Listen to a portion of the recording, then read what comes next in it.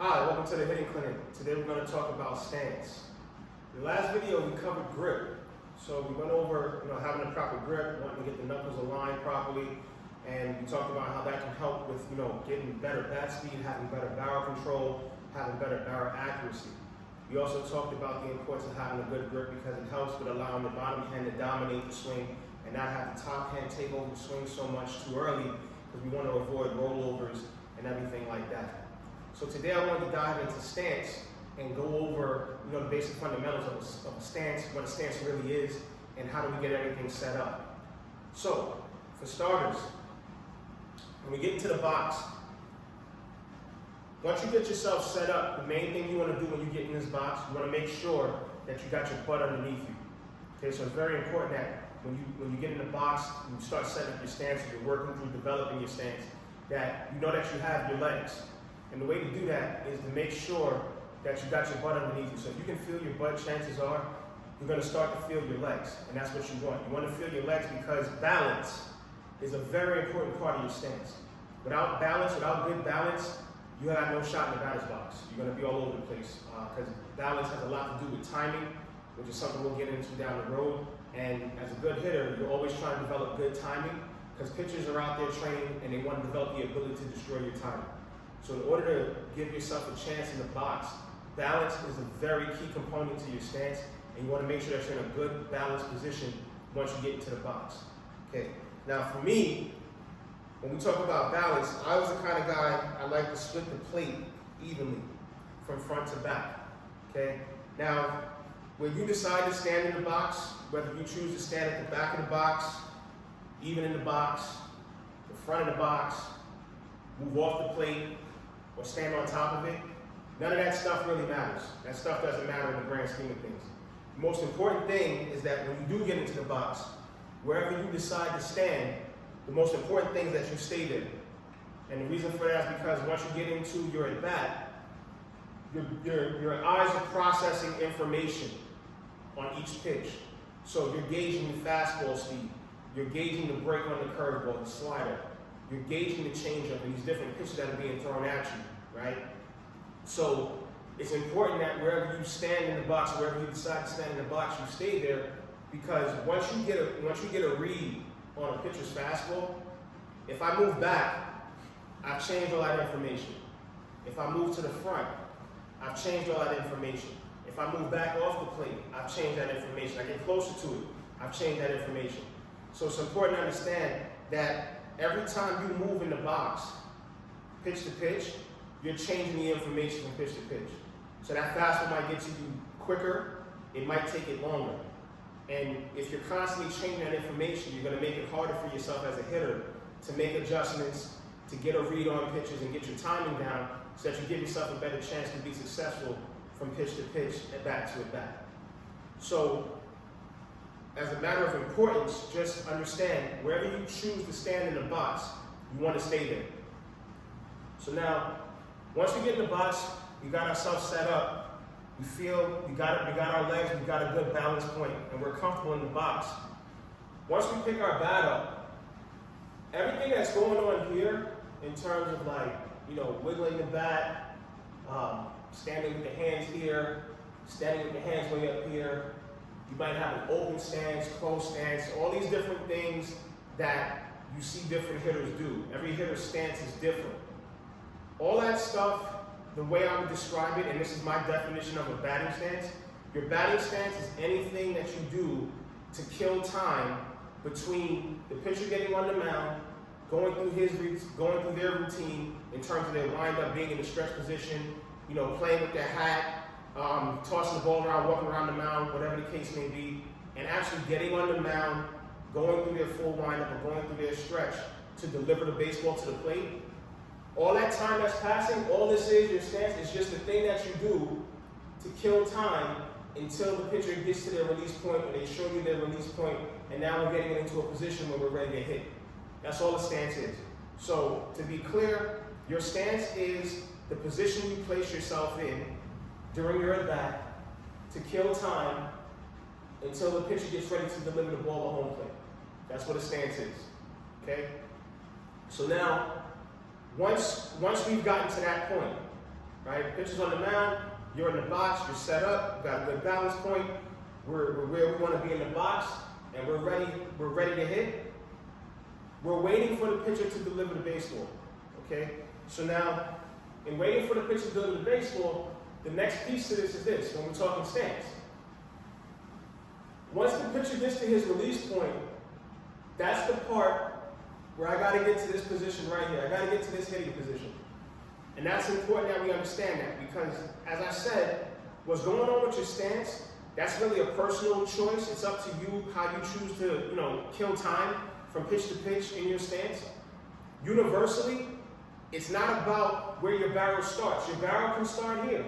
There were some guys like Eric Davis, he hit down here. You had guys like Julio Franco. They used to actually have the barrel pointing at the pitcher. They'd sit up here. So it doesn't matter where your barrel starts in terms of your stance. What's important within your stance is that when you get ready to hit, regardless of how you start, we've all got to get to this position where we take the hands back, we get the front foot down softly on the ball of our foot. We've got to get to that position in order to hit, okay? You can't execute the swing until the foot gets down. So until you get your foot down, you can't execute an efficient swing until your front foot gets down, and you got to get your hands back to generate some type of back speed to really influence the impact that's getting ready to happen when the barrel and the ball meet. Okay? So it's important to understand when we're talking stance, we're killing time right here. And this can look like whatever, it can be anything, it doesn't matter. What's important is that when the pitcher gets to their release point, we got to get to that position, because this is where we have to hit from. We have to hit from this position, okay? Now, you might have seen me demonstrate that, and I demonstrated where I'm emphasizing, hey, hands back, foot down. Hands back, foot down. Understand, that's one continuous motion once the pitcher gets to their release and the ball's on its way. So what I'm saying is, when we get to that position of hands back, foot down, we're not going to necessarily stop and sit here and wait before the ball is on its way. That ball is coming. So in the grand scheme of things, this is all happening, this part of it, hands back, foot down. This is a split-second thing because I got to execute this swing. Depending on where the pitch is, I got to execute my swing. So this isn't a thing where I'm going to hands back, foot down, wait, here's the pitch, okay, go. It's not that. I'm in that position because the ball is on its way. Pitcher started his delivery, I got here, I'm ready to go. I got to be ready to attack the baseball. So this is a split-second thing. All this is happening within split seconds, okay? With that, another important part. When you do take your hands back, when the hands go back, you don't want them to go too far back, because what ends up happening is if we take the hands too far back, the barrel starts to wrap around our head. And the reason why we don't want that to happen is because the barrel starts to wrap around your head. The barrel's got to travel this whole distance back to get to the point of contact. And as the velocity starts to increase, it's going to make it harder for you to get that barrel to the point of contact on time. So it's important. You put yourself in a position in terms of where your hands are, at least for me anyway, what I like to do when I was in college and I was playing, I kept my hands in a position where I didn't have that far to go back before I was able to get them going. I was able to get here quickly and get my swing going quick. It wasn't too much of a delay. So understand, the further back you take your hands, they've got to travel that distance to get the barrel back to the hitting zone and the point of contact. Okay? So, once again, once you get yourself set up, pitcher gets into their delivery, they go into their windup. I'm killing time here. Pitcher starts their delivery, they start their motion, they get their hand to their release point. I read that, I get into my position to hit. I swing the knob and I take the knob to the baseball, point of contact, there's my swing. Okay? So, your stance is really about, like I said earlier, personal preference. What feels comfortable to you? At the end of the day, everything going on in this batter's box in terms of stance, it's all just like, it's posturing. It's a mental game, right? So the pitcher's on the mound, and in their mind, as they're going through their windup, they're in the stretch looking to get their sign. In their mind, what they're saying to themselves is, hey, this hitter's not better than me. I'm getting ready to throw my best pitch, and my best pitch is better than their best swing, and I'm gonna get this hitter. I'm gonna get this out. 3 pitches or less, I'm gonna get this hitter, right? And the pitcher's mindset is, I'm going to attack this hitter, and I'm gonna get them out of the batter's box as quickly as I possibly can. As a hitter, as you're going through your preparation, getting ready to hit, you're saying the same thing. This pitcher's not better than me. His best fastball is not better than my best swing. He can't blow the fastball by me. He hasn't been able to throw his breaking ball or his off-speed pitch for a strike, so I'm laying off of that, and I'm looking for a fastball. I'm sitting dead fastball, and his fastball is not going to beat me. I'm ready to go. So all that information, the pitcher can read that in your stance if you're confident.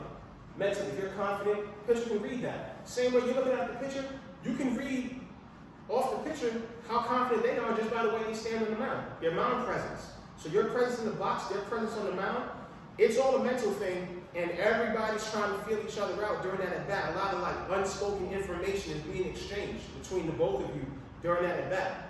So you want to remain confident.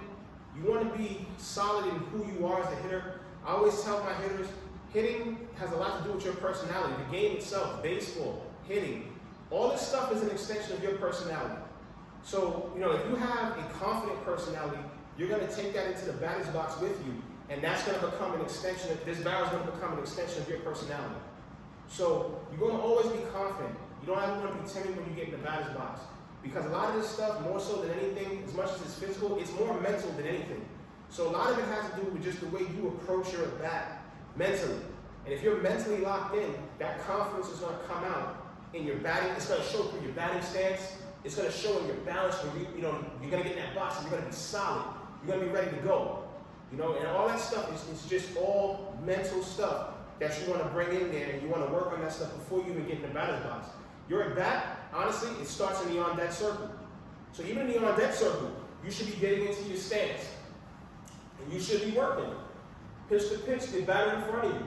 I'm in my stance, and I'm getting timing. I'm taking pitches, right? I'm getting my timing. I might say, okay, I'm looking for this pitch here during the batter in front of you during their at-bat. And I say, okay, here's a good one. I take my swing. I'm doing all of this in the on-deck circle. I'm doing all of this before I get in the batter's box. A lot of the bats are won in the on-deck circle or in the dugout as you're on double deck. It's not necessary that you win your at-bat in the box. So it's important that you take, your setup, your stance, everything. You take all these things seriously, because all this stuff, you have to bring it into the batter's box with you for your at-bat. And like I said, it's your personality that's coming through during your at-bat. Okay? And another thing that I get a lot of times, people say, hey, elbow up or elbow down. Be honest with you, it doesn't matter. If I took 15 different hitters and lined them all up, some will have elbow up, some will have elbow down, some will have the elbow somewhere in the middle. It really doesn't matter elbow up or down. That's not what's important. Again, doesn't matter elbow up or down. The important thing is that I get to that position. Here's my stance, elbow up. It doesn't matter. The most important thing is that when I get ready to go, I'm able to get into that position comfortably. Elbow down, doesn't matter. Can I get to that position comfortably? That's all this is about. Stance, it's about being comfortable. It's about putting your hands in a position where they don't have to travel too far back before you trigger your swing. That's what the stance is about. It's about what's comfortable to you. What is it that you're going to do for the time that it takes the pitcher to go through their routine before they decide to deliver the pitch? And what's going to keep you relaxed as you're waiting for all that to happen, so that you can comfortably get to that hitting position, this hitting position, take the knob to the baseball, swing the knob, and get that swing off and attack that baseball with good bat speed, barrel control, and barrel accuracy. That's what stance is about. So going forward, the biggest piece, the biggest takeaway from this when we're talking stance is, one, keep it simple. Keep everything simple. I was the type of hitter, I like to keep everything simple with what I did. My approach, my stance, everything was simple. So I always stress it, keep it simple. It's as simple as get in the batter's box, Make sure you got good plate coverage. Make sure you can feel your legs underneath you. Almost like you got a chair underneath that you want to sit in. Because you want to sit down, you want to get your butt down, you want to sit. And now from here, I'm just killing time. Here's my stance. I'm just killing time. And as you can see, I'm an elbow down. I was an elbow down hitter. So I'm an elbow down kind of hitter. And I'm comfortable here. I can sit here all day. You know, if I have to, I'll call timeout, step out, get back in, but then I'm here. And I'm killing time. Once I see the pitcher starts their wind up, or they get in, they get the sign, and they get to the stretch position, and I see that they're getting ready to start their delivery, as soon as I see that release point, I'm ready to go. I'm ready to go. And notice, I'm right here. I like to keep my head centered. Everything stays over center. Okay? Even when I'm in this position, my head stays centered. I keep everything centered. Because what you don't want that once you get into this position, we start leaking or drifting, and this posture starts to break, and I start to move forward. Okay? Balance and posture, two other important things. Two other important things, because posture, if you come out of it, it's going to change the path of your barrel. It changes everything. Like I said, I've mentioned it. Any little subtle movement, it changes the path of the barrel. It'll change everything. And I'm going to turn this way so you can get an understanding of what I mean. So if I set up here, here's my stance. Posture-wise, I'm here. So now if I start my swing and I stay here, I'm at the point of contact here, everything is fine. What happens if I come out of my posture and I lift my chest? The barrel comes up with me. If I move my head and chest and everything, the barrel comes with me. So I just changed where my barrel is. That pitch was lower. So I just now swung above this ball. And I didn't want that. So that's why it's important, posture-wise, we stay in good position. Where you start is where you stay. That's a very important thing that I can give you. Where you start is where you stay. Because once you start moving things, once you get set up, you're set. Your eyes are sending information to your brain, relaying information. If you change anything, any little subtle movement, anything during your swing, you've changed all that information. And once you change that information, that a lot of times what leads to the ground ball, the pop-up, you're a little late timing-wise, you're a lot front timing-wise, because we start moving. So when you're training, you gotta train to be solid, to be consistent, same spot all the time. You want your swing to be repeatable. You want your swing to be repeatable. And another thing that I always say is, if you can't repeat it, you didn't really learn it. You don't really have it. When you can repeat it time and time again, now you own it. So, just as you take this information, I hope it's all been helpful, but as you take this information, just keep in mind a couple of key things. Keep it simple. Make sure you're balanced. You want your head right over center. And I'll even add, you know, it's okay if you want to go maybe a little 45, 55, where you shift the weight back on your back leg a little bit. But the main thing with this, with the weight, the main thing is you want your front leg to be on its own. You want to be able to control this leg on its own. So I'm in the box here. I want to be able to control this movement. I got to control this movement. I don't want to get out here and that start to happen. That's not what I want. So, because once I get here, I got this weight loaded. If I start doing this, I'm going to make outs because, see, my weight now shifted to my front foot. That's going to drag. I'm making outs here. And that's not what I want. So that's why the balance is important. Okay? Also, if you're the kind of guy that you have like a knee lift, right? Your kind of hitter has a knee lift. If I lift my knee too high, and I start doing that, see? Everything just moved. Because my knee lift is too high, so now I'm slamming my foot down, and now it's throwing my balance off. Okay? So even if you're using a knee lift, you want to control it. It doesn't have to be anything crazy. Just nice and short, simple. This is the important piece. Getting here is important. Okay? That's the important part. Foot down softly on the ball of the foot, hands back. That's the important part. You don't need the knee lift to get too big. You don't need any of your movements getting to this position to be too big. Because once you get here, you need everything to be as still as possible because you're processing information. To be honest with you, the last 20 feet, you don't actually see the baseball.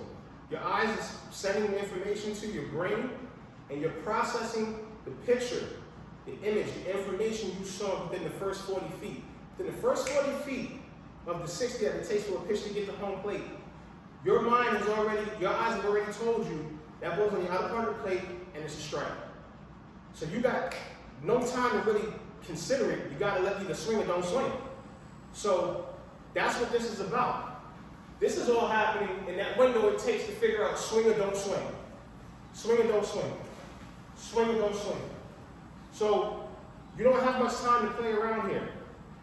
Okay, so it's very important that we're not moving too much, because the big key is we need our head to stay as still as possible.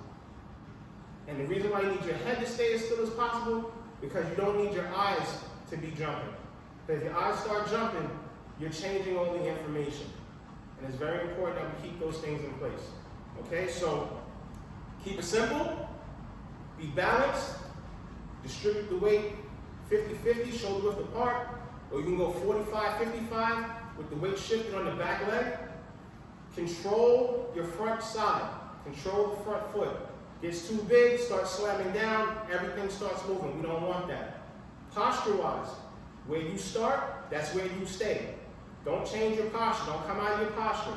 Very important.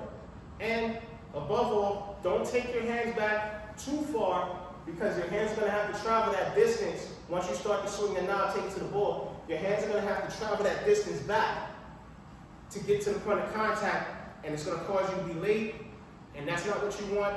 Again, with the front foot, don't get too big, because that'll cause you to kind of leak out on your front side and drift. That's going to cause you to make outs, and these are things that you don't want. You don't want to drift, and you don't want to get too far back, because that same distance that you go back is the distance you got to go forward. And you can see it too with the stride. If I go back, I got to come back that same distance to get my foot back down. So however far back you go with the stride, even if you're a toe tap type of hitter, if I toe tap all the way back here, I got to come all the way back here to get back. I couldn't get beat. So I can keep the toe tap simple. Keep it simple. Keep everything simple. If you're a heel up, heel down type of hitter, right there. Keep everything small, tight windows is what you want, because we want to just, everything we're doing with our stance is to increase consistency and efficiency at this position. So I can get my swing off and get going. That's what I'm looking to do. Increase efficiency right there. That's where the efficiency needs to be. All right, so play with that, and we'll be back again. We'll go over some more stuff and keep working this stuff. Because like I always say, man, hitting, it's an art and it's a science. I call it the art and science of hitting. And just like with science, you're going to constantly have to keep testing things, testing the information to either prove it to be correct or disprove it, and then figure out, hey, well, if this is incorrect, what's a better way? And I can't stress enough, everything that I'm putting out, it's not like a magic pill. It's not necessarily the right answer. It's what I think worked for me based on the hitters that I studied growing up and the things that I took from them. I'm sharing what worked for me. And just because it worked for me, it may not work for you. And for whoever's watching this, you might be a hitter if I ever ran into you that might be doing some things that I'd be like, I wouldn't do that, but it works for you. And I think that's the biggest takeaway from all this stuff when we talk about hitting and a lot of the information that we see out there. The information, whether it's wrong or right, it might be working for somebody. And you know what? Until they get to a point where they get better information, or they can prove the information that they've been given isn't as accurate, or it's not as good, and they find something better, if it's working for them, then best of luck to them. And you just want to keep applauding them and keep encouraging them to keep building and developing and take this game as far as it'll take you. And that's the main thing. So, work on all that stuff, have fun with it, play with it, and we'll be back again to go over some other things to do with hitting, because we're just getting started, and have fun.